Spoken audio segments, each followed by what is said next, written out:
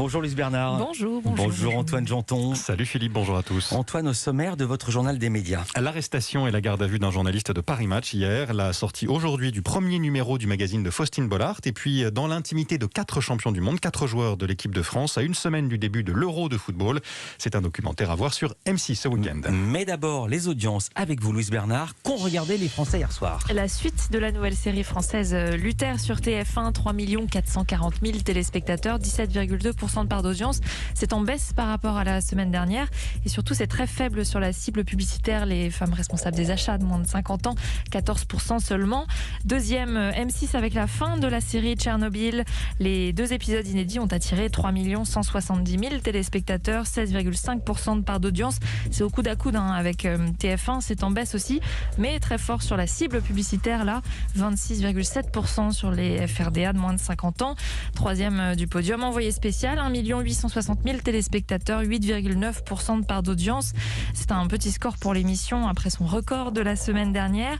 Et puis à noter que TMC, avec une énième rediffusion des Visiteurs, attire tout de même 1 million.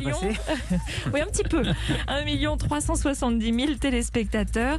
Et là, c'est mieux que la soirée cinéma de France 3 qui diffusait Il faut sauver le soldat Ryan. Là aussi, déjà peut-être repassé. Ouais. 1 290 000 téléspectateurs seulement. Et puis sur France 5, les volcans. Vous savez, votre infomédia du jour hier, la baie de Naples, la colère des volcans, attire plus d'1 million de téléspectateurs, 1 200 000 précisément. Culture Média. Le journal des médias avec vous Antoine Janton. À la une, l'arrestation d'un journaliste de Paris Match. François Delabarre, interpellé hier matin et placé en garde à vue à Nanterre. Il en est sorti en fin de journée hier sans être convoqué chez le juge d'instruction. Selon son avocat, il est soupçonné de subornation de témoins dans l'affaire du possible financement libyen de la campagne présidentielle de Nicolas Sarkozy en 2007. En cause, une interview de Ziad Takieddine publiée en novembre dernier dans Paris Match. Une interview réalisée avec un photographe de l'agence Best Image dont la patronne Mimi Marchand a également été placée en garde à vue hier. Dans cet entretien, l'homme d'affaires Takieddine retirait les accusations qu'il avait portées contre l'ancien chef de l'État, mais 2 mois plus tard, devant des juges, il disait qu'il ne confirmait pas les propos tenus dans le magazine, des propos qui, disait-il, avaient été mal tournés par le journaliste. Et la direction de Paris Match a dénoncé dans cette arrestation une forme d'intimidation. Oui, c'est ce qu'a dit Constance Benquet, la présidente de la Gardère News, à qui appartient Europe 1. Il faut dire que François Delabarre a été interpellé à 6h du matin hier par plusieurs policiers armés sous les yeux de son fils de 8 ans. Une opération aberrante, selon Christophe Deloire, le secrétaire général de Reporters sans frontières, qui a dénoncé, je le cite, un procédé judiciaire déplorable, à l'évidence disproportionné. Actualité de la presse encore, avec la sortie d'un nouveau magazine aujourd'hui, celui de l'animatrice Faustine Bollaert. On vous avait révélé sa création dans Culture Média il y a quelques jours. Entre nous, c'est son titre, un bimestriel féminin qui arrive donc en kiosque ce vendredi. Vous ne pourrez pas le manquer, c'est Faustine Bollaert qui est en une, un magazine au ton semblable à celui de l'émission qu'elle anime sur France 2 chaque après-midi. Ça commence aujourd'hui. Optimiste et intimiste, une boîte à outils dans laquelle piocher pour être mieux dans sa vie, dit Faustine Bollaert, qui en est la directrice éditoriale et qui, partant, veut s'y impliquer pleinement. Je me suis vraiment engagée. Je voulais absolument pas faire un magazine où je mettais juste mon nom ou mon visage sur la couverture sans savoir vraiment de quelle manière je m'étais impliquée. Je me suis impliquée vraiment dans tout, à la fois dans le choix des photos, des couleurs, et j'ai même insisté pour que le magazine soit saupoudré un petit peu comme ça de regards que je porte sur les sujets, que j'ai choisi également avec la rédaction. J'ai réalisé des interviews moi-même de Marc Lavoine. J'ai été à la rencontre également d'une jeune femme qui est pleine de résilience et qui m'a passionnée. Et j'ai pris beaucoup de plaisir à ça. Faustine Bollaert n'est pas la seule animatrice à lancer un magazine autour de son nom et de son visage. On vous en parle régulièrement ici. Le premier a été Michel Simès, suivi par Stéphane Bern, puis Sophie Davant, Stéphane Blazza et bientôt Patrick Sébastien. On vous l'a annoncé en début de semaine. Une tendance que Faustine Bollaert comprend et voit même d'un bon œil. Je trouve ça, on va dire, logique finalement, parce qu'on crée une vraie complicité et un vrai lien avec le public.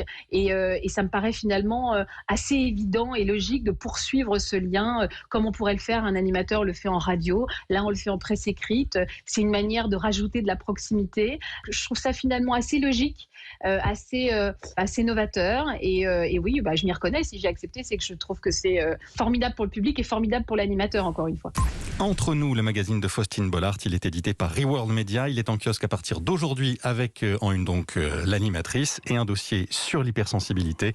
Ça coûte 3,90 €. Le focus programme du jour à présent, c'est le prochain numéro de Zone Interdite. Ce sera après-demain sur M6. Oui, avec un documentaire exceptionnel dans l'intimité des joueurs de l'équipe de France de football. Les équipes du magazine ont suivi pendant plusieurs mois 4 joueurs qui vont disputer l'Euro dans quelques jours, une compétition que va diffuser M6.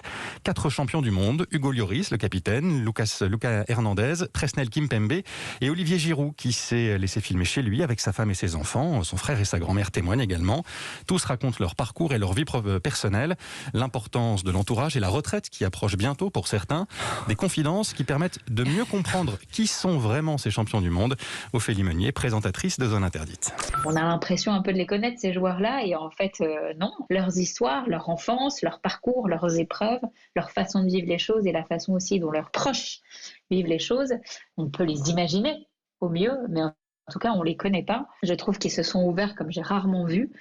On comprend mieux, je trouve, à travers ces histoires de vie, la raison pour laquelle ils sont tous devenus des grands champions. Ceux qui verront le doc de dimanche, quand ils regarderont le premier match de l'Euro avec l'équipe de France, je suis sûre qu'ils auront un regard un peu différent sur nos quatre persos parce qu'ils auront ces images du film qui défileront dans leur tête et ils auront probablement une affection et une tendresse particulière pour eux, c'est sûr.